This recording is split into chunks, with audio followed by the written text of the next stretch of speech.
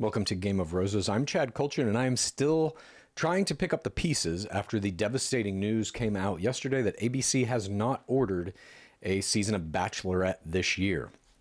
Does this mean the franchise is dying? Does this mean we're never going to get another season of Bachelorette? What does this mean for the players currently in Grant's season who are playing their hearts out? Now they don't even have the possibility of being rewarded with the crown. I thought that what I would do in this video today is try to really answer the question as to why this decision was made by ABC. ABC is the only one making this decision. There are no other entities involved. They are the network who would put forth the order telling Warner Brothers and NZK Productions, we want 10 or 12 episodes or however many they wanted of the next season of Bachelorette. We want those episodes. We will buy them from you. They did not issue that order. So generally speaking, when decisions like this are made, at a network level, it's because the show is not performing. It's because the ratings are bad and they are not making money through advertisers, certainly not making enough money to justify whatever the budget of the show is. Now, Bachelor, Bachelorette, that whole franchise is an extremely cheap show to make because they're not paying anybody in the show except the lead. They pay the Bachelor, they pay the Bachelorette, anywhere from $100,000 to $200,000, generally speaking. And they do pay you if you go to Bachelor in Paradise, an amount of money that is commensurate to the amount of days you stay on the show, basically.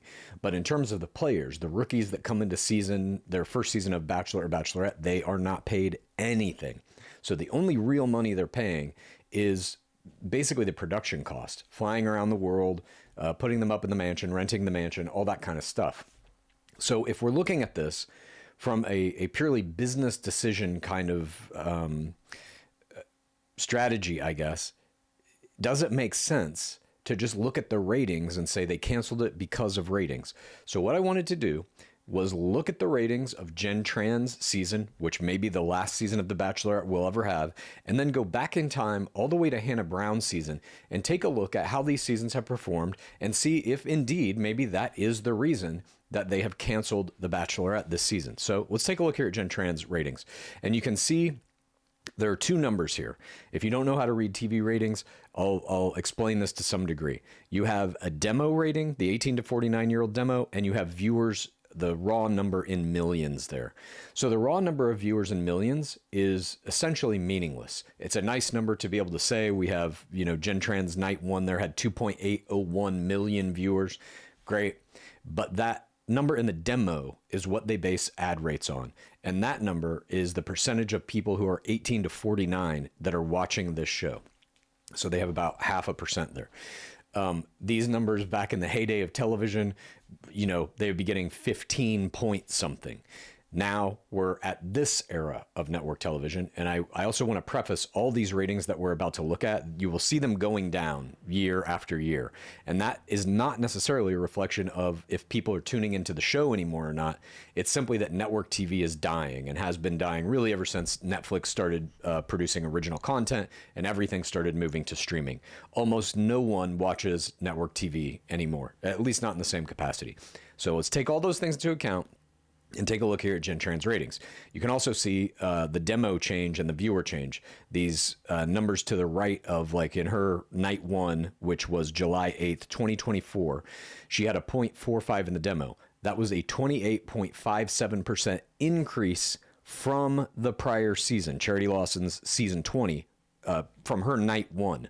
So immediately out of the gate, Jen Tran's season, ratings-wise, was a success. She increased the rating from Charity Lawson's season by 28%, and she almost by 50% almost increased the raw viewer number. And then if we look at the rest of her season, you see it kind of fluctuates, and this is standard. You'll start to see this as we go back in these other seasons as well. You lose a couple of viewers, you drop in the ratings a little bit, and then you start picking back up as it starts getting closer to the playoffs. And you can see there Jen Tran's finale on September 3rd of 2024 scored a 0.46. That was her highest rating all season, and it was up 58% from the prior episode. So I would say, just based on these percentage increases, her season, ratings-wise, was pretty good. I think ABC probably saw these numbers, and they were happy with it. Now let's go back and look at Charity Lawson's season. Okay, so this is just the year prior. This was in June of 2023. She had a 0.35 on night one. Again, if we look at Jen Tran, 0.45. There's that 28% increase. And if you look at her season, it kind of did the same thing. It slipped a little bit, but then in the middle, it did something very interesting. It started to increase. Charity Lawson's season, which by the way was the first season post Mike Fleiss being banished from the franchise. He's the creator of the franchise. He was ousted under allegations of improper workplace behavior for a variety of reasons. And Charity Lawson's season was the first one that was produced without his input. He did not get to pick who this Bachelorette was. In fact, I believe he wanted a different Bachelorette. Nonetheless, it was Charity Lawson, and her season does this very interesting thing around the middle of it where it just starts to pick up steam and the ratings get higher and higher and higher. I believe that her season was also considered a success. If you look at Jen Tran's highest rating, for example, it was a 0.46. Charity Lawson beat that twice with a 0.56 in, I guess that would have been her probably Fantasy Suites episode, and then a 0.53 for her finale as well. So I think that was probably considered a successful season. Let's go back now and look at the cursed season right before Charity Lawson's season, season 19. This was Gabby, Wendy, and Rachel Recchia, where they made them share screen time, share a dating pool, etc., etc. Now look at these ratings. 0.7s all down the board and a 0.89 and a 0.90 at the very end there for the finale. But as you can see, that 0.72, while if we compare it to Charity Lawson's 0.35 and Jen Tran's 0.45 on night one, it's still, although that's an increase from those seasons, it is still an 8% dip from the prior season, which was Michelle Young. Nonetheless, I believe this is considered a successful season. And I don't have the graphs for this, but generally speaking, The Bachelorette wins every Monday night. And you can see some things start to happen too at the end of these seasons. Like look at the end of Bachelorette 19 here. They switched it to Tuesday. And I don't know what that was that year that made them do that. Might it have been the beginning of football season? I'm not sure. You can see Charity, all of her episodes were on Monday. Jen Tran, you can see they switched her to Tuesday at the end too. So they do some kind of trickery with the scheduling that may have something to do with, you know, just kind of a lack of viewership on those nights. But nonetheless, they're turning in big ratings here at the end. And you can see all of these percentage pluses are a good sign. That means it did better than the prior season, at least in the demo. Now let's take a look at the season before this, Michelle Young. She was, of course, the second Bachelorette in 2021. Katie Thurston was the Bachelorette before her. They both came from Matt James's season, which was a disaster in many ways. Nonetheless, let's look at these ratings. 0.7s. She dips into the 0.5s here a little bit, a 0.4. Her finale was a 0.58. One of the worst rated finales that we've seen, at least in terms of what we're looking at here. Generally speaking, all these finales are among the highest rated episodes per season. But if we look at Michelle Young, it's one of the worst rated episodes of her entire season. I don't know what can account for that. But you also see her demo change, minus 19.39% when compared with Katie Thurston's night one, which aired earlier that year. Nonetheless, I still think this season, I don't know if it was considered a success by ABC, but it was obviously enough to keep ordering the show. And that season specifically was a strange one because there were two Bachelorettes back to back. They aired Katie Thurston's season, then they aired Michelle Young's season. And I think people probably had a little bit of a burnout. Nonetheless, let's take a look at Katie Thurston's season. This was in June of that same year, a 0.98, which that seems great when you're comparing it with all these other seasons, right? 0.7s, 0.35, 0.45.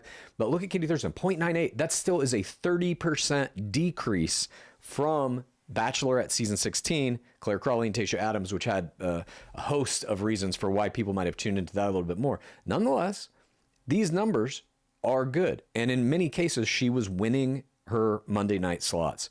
So again, it was successful enough that they ordered Michelle Young's season that year. They ordered the Wendy Recchia. They kept ordering seasons. Let's take a look at season 16 now. Season 16, as we know, was the fractured season. Claire Crawley ended her run in that season, I believe in episode 4, when she said Dale Moss is the guy I'm in love with, and she left the show, prompting Chris Harrison to utter the now famous line, "You just blew up the Bachelorette." Tayshia Adams came in to fill out the rest of that season. Look at these numbers. They're all over 1.4, which was down 3% from the prior season, which is Hannah Brown, and we're going to take a look at that, and that'll be the last one we look at.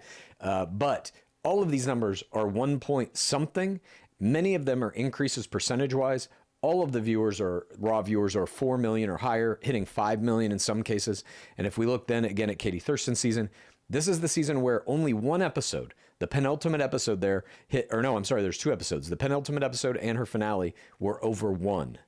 And then we never see that again in the current seasons. And these ratings just continue to dip. It is my contention that that is not anything to do with the franchise or the Bachelorettes. That simply is network TV dying. All shows are like this. Like I'm saying, Jen Tran is getting 0.36s, and that was winning Monday night. That was beating all other shows on network television. So I wouldn't take like the actual comparative numbers. I think it's difficult to make sense of that, and you really have to look at, was this season considered successful by ABC? And I think they all were. Nonetheless, let's look here at Claire Crawley and Tayshia Adams.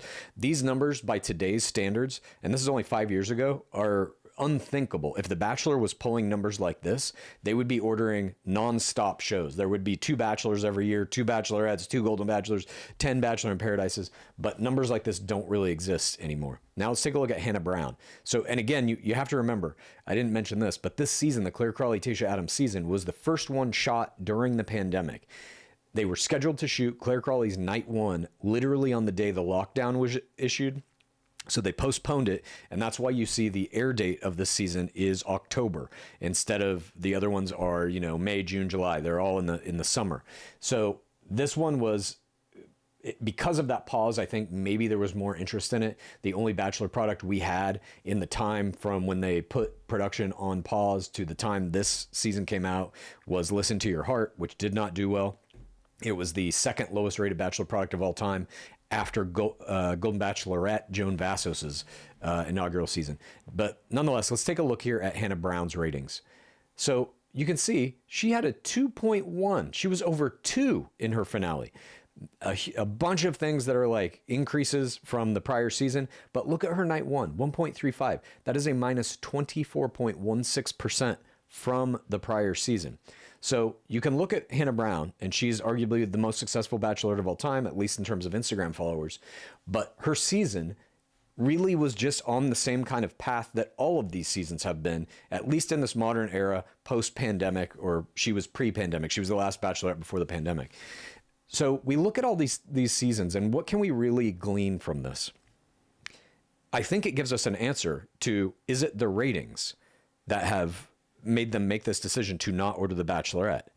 My answer to that question, just based on this, looking at the kind of steady decline in network TV ratings, and also looking at, Jen Tran put on numbers from the prior season in some cases.